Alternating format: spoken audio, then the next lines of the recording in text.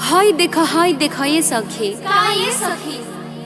गौरा के बर कितना बौरा है बाणे। अरे सही कहता रुए सखी।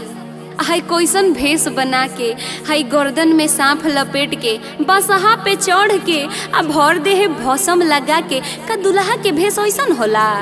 ओए सखी हम तो ऐसा सोचत नहीं।